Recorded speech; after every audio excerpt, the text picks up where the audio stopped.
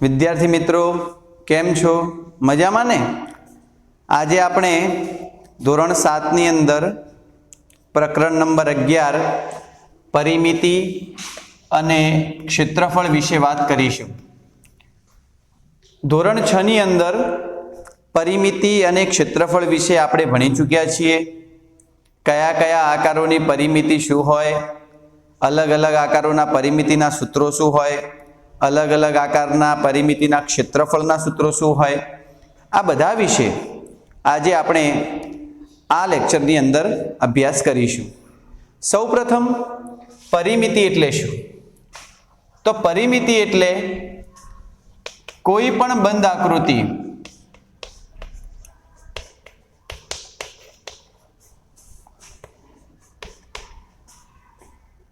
कोई पण आकृति में तेनी गमे तेटली बाजुओ होय,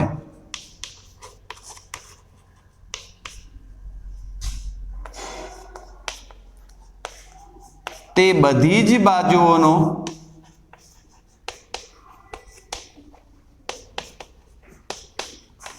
सरवाळो एटले परिमिति।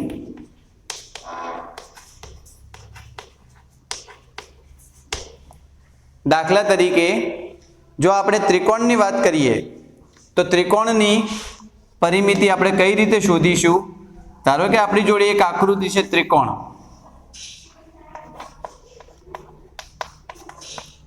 हवे अहींया त्रिकोणनी कुल 3 बाजू छे। धारो के कोई त्रिकोण आपणने एबीसी आपेलो छे तो त्रिकोणनी एक बाजू छे एबी, बीजी बाजू छे बीसी अने त्रीजी बाजू छे एसी। तो एबी बीसी अने जो तमे एसी नो सरवाळो करीए तो आपणने शुं मळशे? तो आपणने मळशे परिमिति। तो परिमितिनो टूंको ख्याल जो आपणे आपीए तो कोई पण बंध आकृतिनी जेटली पण बाजुओ होय अथवा कोई पण समतलीय आकृतिनी जेटली पण बाजुओ होय ए बधी ज बाजुनो सरवाळो एटले परिमिति। हवे सौप्रथम आपणे चौरसनी परिमिति विषे बात करीशुं।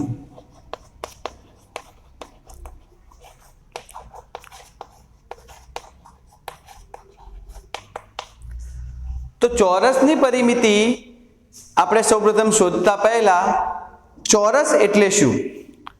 तो चौरसनी परिमिति शोधवा माटे सौप्रथम चौरसने ओळखवो जरूरी छे। चौरसमां कुल 4 बाजू होय अने आ 4 बाजू केटली होय? एक सरखी होय। धारो के आ ए बी बाजू छे एनी लंबाई एल छे, बीसी बाजू छे एनी पण लंबाई एल छे, सीडी बाजू छे एनी पण लंबाई एल छे अने एडी बाजू छे एनी पण लंबाई एल छे। तो आपणे 4 बाजुओनो सरवाळो करीए એટલે કે AB + BC + CD + AD 4 बाजुओनो जो આપણે સરવાળો કરીએ तो AB पण आपेला छे L, BC કેટલા આપેલા છે? એ પણ L આપેલા છે, CD કેટલા આપેલા છે? તો એની પણ લંબાઈ L છે અને AD કેટલા આપેલા છે? તો એની પણ લંબાઈ L છે। તો આપણી જોડે અહીંયા L + L + L + L તો ટોટલ કેટલા L થશે? 4L। હવે 4 ને આપણે ગુજરાતીમાં કહીશું, અહીંયા જે L છે એ L નો મતલબ થાય છે લેન્થ અને લેન્થ નો ગુજરાતીમાં મતલબ થાય છે લંબાઈ। તો કોઈ પણ ચોરસની જો તમારે પરિમિતિ શોધવી હોય તો તમારી પાસે ચોરસની એક લંબાઈ હોવી જરૂરી છે। જો એક લંબાઈ તમને આપેલી હોય તો એને તમે 4 વડે ગુણો છો તો તમને ચોરસની પરિમિતિ મળે છે। દાખલા તરીકે આપણે એક દાખલો લઈ લઈએ।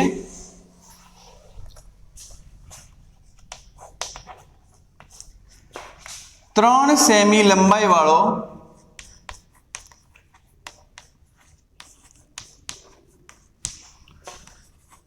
ચોરસની પરિમિતિ શોધો।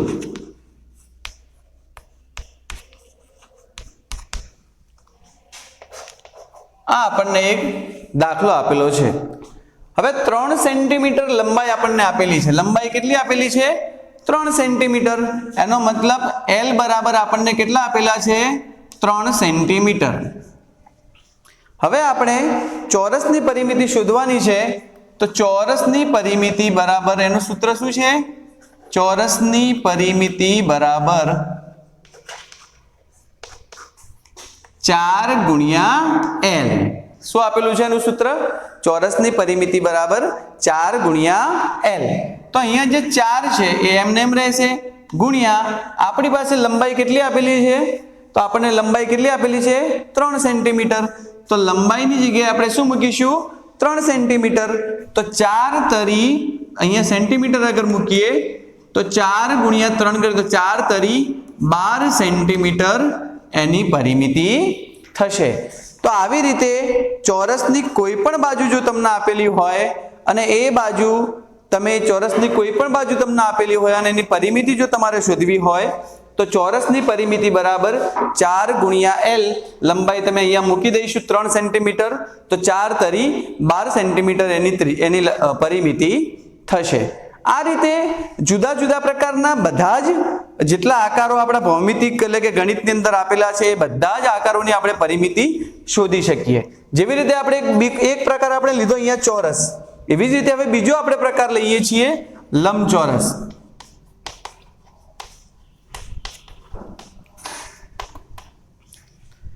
તો લંબચોરસ સૌપ્રથમ આપણે કોને કહીશું? તો આપણે લંબચોરસની એક આકૃતિ અહીંયા દોરી દઈએ। તો જેની સામસામેની બાજુઓ સરખી હોય, એટલે કે અહીંયા તમે જોઈ શકો છો કે આ બાજુ અને આ બાજુ તમને સરખી લાગે છે, એવી જ રીતે આ બાજુ અને આ બાજુ પણ તમને સરખી લાગે છે। તો લંબચોરસની વ્યાખ્યા એ છે કે જેની સામસામેની બાજુ સરખી હોય અને તેના બધા જ ખૂણાઓ 90 અંશના હોય તો એવા સમતલીય આકારને આપણે શું કહીશું? લંબચોરસ કહીશું। ધારો કે અહીંયા આપણી જોડે લંબચોરસનું આપણે જો નામકરણ કરીએ તો A, B, C અને D। અહીંયા તમે જોઈ શકો છો કે AB જેટલી છે એટલી જ અહીંયા તમને CD દેખાય છે, એવી જ રીતે BC જેટલી છે એટલી જ તમને અહીંયા AD દેખાય છે। હવે AB ને ધારો કે જો આપણે લંબાઈ કહીએ અને આ લંબાઈને ઇંગ્લિશમાં કહેવાય લેન્થ, અને લેન્થનો પહેલો જો કેપિટલ અક્ષર છે L, તો લંબાઈને આપણે જો શોર્ટમાં લખીએ તો સ્મોલ l તરીકે પણ આપણે એને દર્શાવીએ છીએ। તો લંબાઈની જે સામેની બાજુ છે એ પણ શું થશે? લંબાઈ। તો આ બાજુ પણ આપણને શું મળશે? લંબાઈ, એટલે આ બાજુ પણ આપણને મળશે L। એવી જ રીતે લંબચોરસની આ બાજુ શું છે? તો એ લંબચોરસની આ બાજુ છે પહોળાઈ, અને પહોળાઈને ઇંગ્લિશમાં કહેવાય બ્રીથ, અને બ્રીથનો જે પહેલો કેપિટલ અક્ષર છે એ આપણો B છે, એટલા માટે પહોળાઈને શોર્ટમાં આપણે B તરીકે પણ ઓળખીએ છીએ। એકચ્યુઅલમાં એનું નામ B નથી પણ એને ઇંગ્લિશમાં બ્રીથ કહેવાય છે, એનો પહેલો અક્ષર B છે એટલા માટે એનો સિમ્બોલ તરીકે B નો ઉપયોગ કરીએ છીએ। એવી જ રીતે એની સામેની બાજુ સરખી છે તો આ પણ બાજુ શું થશે? પહોળાઈ। તો પહોળાઈ પણ અહીંયા છે B।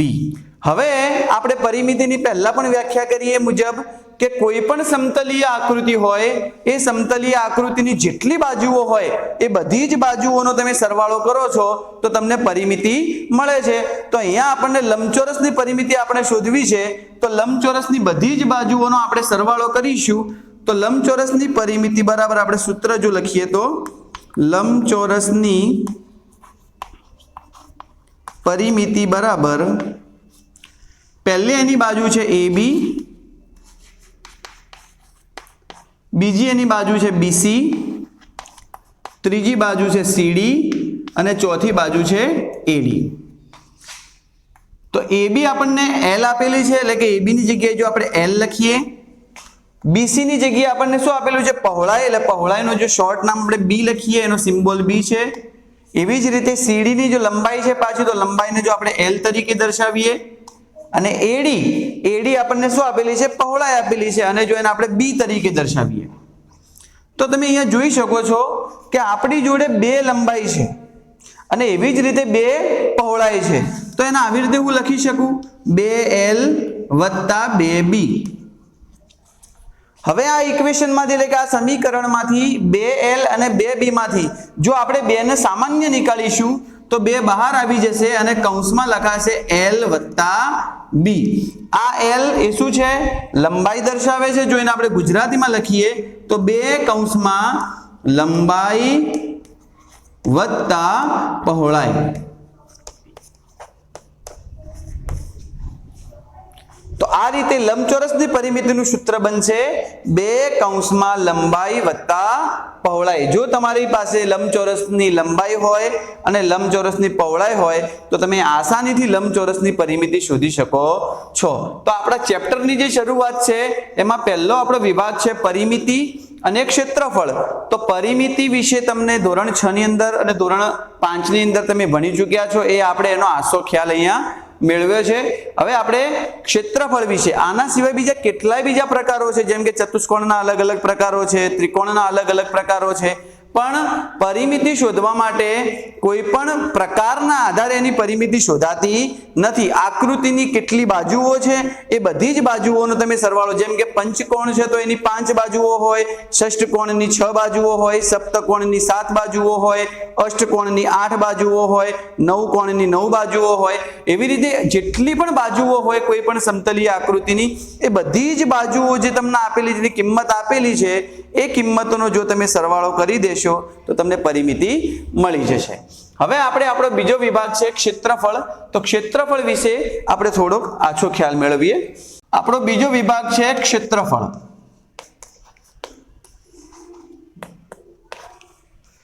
હવે ક્ષેત્રફળ એટલે શું? તો તમે બધા જોતા હશો કે આપણા રોજિંદા જીવનમાં આપણે કેટલીય જગ્યાએ આ શબ્દનો ઉપયોગ કરીએ છીએ. ક્ષેત્રફળને ઇંગ્લિશમાં કહેવાય છે એરિયા. એરિયા એટલે સામાન્ય ભાષામાં, આપણે દેશી ભાષામાં કહીએ તો કોઈ પણ પ્રકારનો એક ઇલાકો. પણ અહીંયા ક્ષેત્રફળનો એ મતલબ થતો નથી. ક્ષેત્રફળ એટલે તમે રોજિંદા જીવનમાં જ્યારે શાળાએ આવો છો તો તમે તમારી પાટલી ઉપર બેસો છો. તમે જોતા હશો કે તમારું પુસ્તક તમે પાટલી ઉપર મૂકો છો. એવી જ રીતે ટેબલ ઉપર તમે અનેક પ્રકારની વસ્તુઓ મૂકો છો.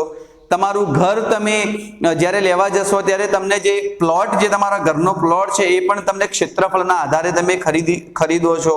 કેટલીય આપણા રોજિંદા જીવનમાં ડગલે અને પગલે ક્ષેત્રફળનો ઉપયોગ આપણે જોતા હોઈએ છીએ. પણ એકચ્યુઅલમાં આ ક્ષેત્રફળ છે શું? ક્ષેત્રફળ એટલે શું? તો કોઈ પણ પદાર્થ, પછી એ ચાહે જમીન હોય, ચાહે તમારું પુસ્તક હોય, ચાહે તમે પોતે હોય, ચાહે આપણી પેન્સિલ હોય, ચાહે ચોક હોય, કોઈ પણ પદાર્થ સપાટી ઉપર, ધારો કે મારા હાથની એક આ સપાટી છે, આ સપાટી ઉપર આ પદાર્થ કેટલી જગ્યા રોકે છે, એ જગ્યાને જો તમે માપી લો તો એ જગ્યા આ પદાર્થનું ક્ષેત્રફળ તરીકે ઓળખાશે. ધારો કે તમે તમારું પુસ્તક તમારી પાટલી ઉપર મૂકો છો, તો તમારી પાટલી ઉપર તમારું પુસ્તક કેટલી જગ્યા રોકે છે એને જો તમે પેન્સિલ વડે માર્કિંગ કરી દો ચારે બાજુ, અને પછી પુસ્તકને ઉઠાવીને તમે જોઈ લો તો એની અંદર તમને 4 બાજુઓ જોવા મળશે. તો એના વચ્ચેનો જે ભાગ છે એ વચ્ચેનો ભાગ ક્ષેત્રફળ તરીકે ઓળખાય છે. તો ક્ષેત્રફળની સાદામાં સાદી વ્યાખ્યા કે કોઈ પણ પદાર્થે સપાટી ઉપર રોકેલી જગ્યાને તે પદાર્થનું ક્ષેત્રફળ કહે છે. તો આપણે વ્યાખ્યા લખીએ કે કોઈ પણ પદાર્થે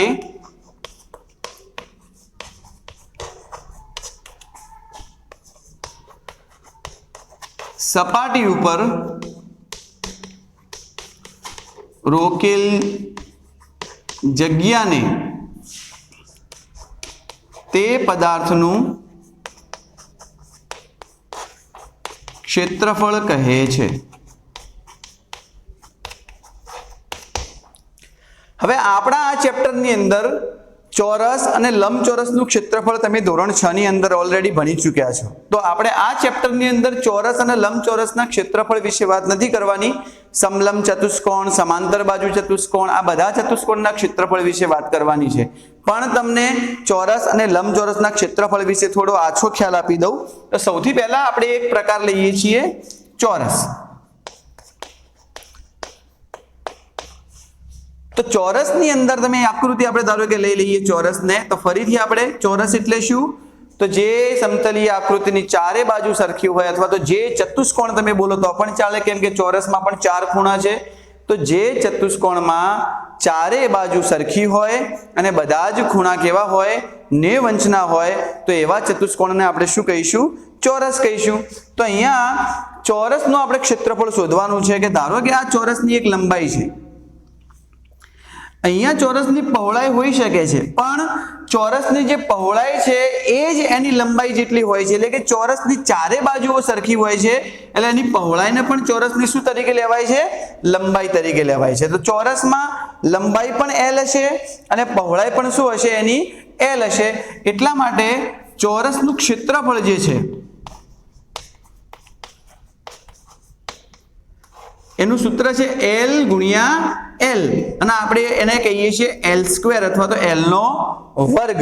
તો ચોરસના ક્ષેત્રફળનું સૂત્ર બનશે L ગુણ્યા L, એટલે કે L નો વર્ગ. હવે એનો મતલબ એમ થયો કે ચોરસમાં તમને કોઈ પણ એક બાજુ જો તમારી પાસે હોય, કોઈ પણ એક બાજુની કિંમત જો તમારી પાસે હોય તો તમે ચોરસનું ક્ષેત્રફળ શોધી શકો છો. ફોર એક્ઝામ્પલ આપણે દાખલા તરીકે એક એક્ઝામ્પલ લઈ લઈએ. દાખલા તરીકે 8 સેન્ટીમીટર લંબાઈ ધરાવતા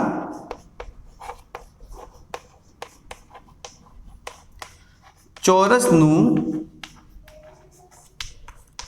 ક્ષેત્રફળ શોધો.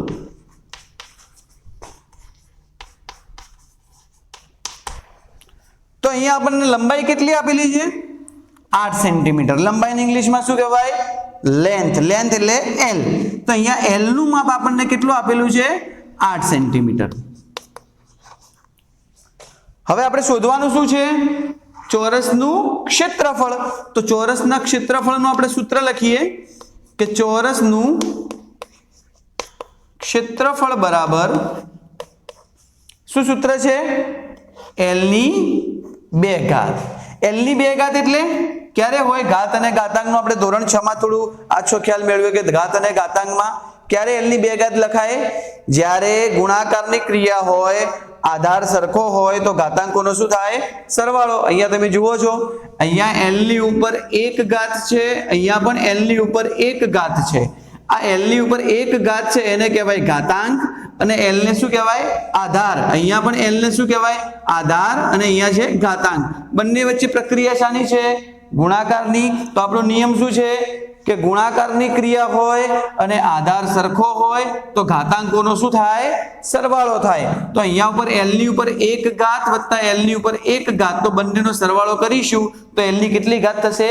2 ઘાત થશે. એટલા માટે એનું સૂત્ર L ની 2 ઘાત લખાય છે. તો અહીંયા L ની 2 ઘાત એનો મતલબ એ થાય કે L ગુણ્યા L. તો L કેટલા આપેલા છે આપણને? 8 સેન્ટીમીટર. એનો ગુણાકાર જો આપણે 8 સેન્ટીમીટર સાથે ફરીથી કરીએ તો અહીંયા 8 નો ગુણાકાર આપણે 8 સાથે કરીશું તો 8 થશે 64, અને સેન્ટીમીટરની અહીંયા 1 ઘાત છે ગુણ્યા સેન્ટીમીટરની 1 ઘાત, એટલે કોઈ પણ ક્ષેત્રફળ લખાય એનો કોઈ પણ એકમ હોય, સેન્ટીમીટર હોય, મીટર હોય, તો એના ઉપર કેટલી ઘાત લખવામાં આવે છે? 2 ઘાત. એનું કારણ એ છે કે અહીંયા L ની જગ્યાએ 8 સેન્ટીમીટર આપણે મૂકી, ફરીથી L ની જગ્યાએ 8 સેન્ટીમીટર, તો આ સેન્ટીમીટરનો ગુણાકાર સેન્ટીમીટર સાથે કરીએ છીએ. એટલા માટે જ કોઈ પણ ક્ષેત્રફળ હંમેશા વર્ગની અંદર દર્શાવવામાં આવે છે. સેન્ટીમીટરનો વર્ગ, જો એનો એકમ જો મીટર હોય તો અહીંયા આવશે મીટરનો વર્ગ. તો આ રીતે આપણે ચોરસનું ક્ષેત્રફળ L ના વર્ગનું સૂત્રનો ઉપયોગ કરી અને આપણે શોધી શકીએ છીએ. બીજી આકૃતિ આપણી જોડે છે લંબચોરસ.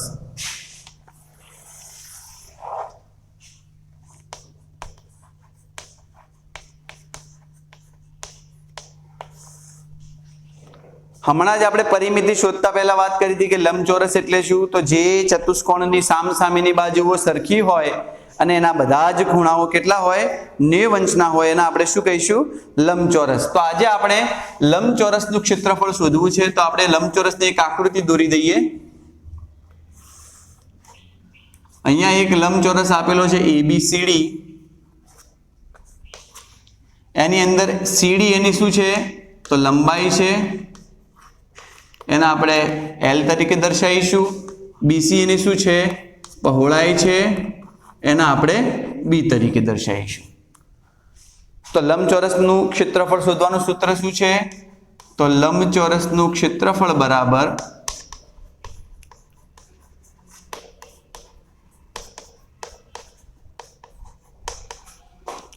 L ગુણ્યા B. શું સૂત્ર છે એનું? L ગુણ્યા B. અહીંયા જે L છે એ શું દર્શાવે છે? એની લંબાઈ. અને અહીંયા જે B શું છે એની શું દર્શાવે છે? પહોળાઈ. તો કોઈ પણ લંબચોરસનું જો તમારે ક્ષેત્રફળ શોધવું હોય તો એનું સૂત્ર શું થશે? લંબાઈ ગુણ્યા પહોળાઈ. તો ધારો કે આપણે આ સૂત્રનો ઉપયોગ કરીને કોઈ એક દાખલો ગણવો હોય, દાખલા તરીકે 4 સેન્ટીમીટર લંબાઈ અને 8 સેન્ટીમીટર.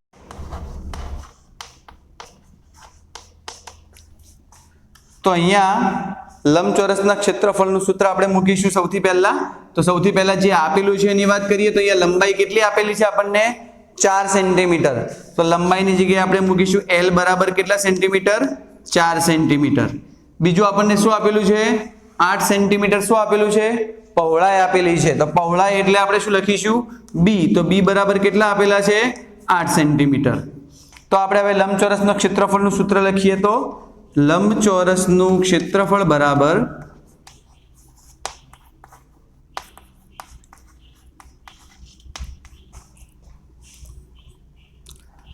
L ગુણ્યા B. તો અહીંયા L કેટલા છે?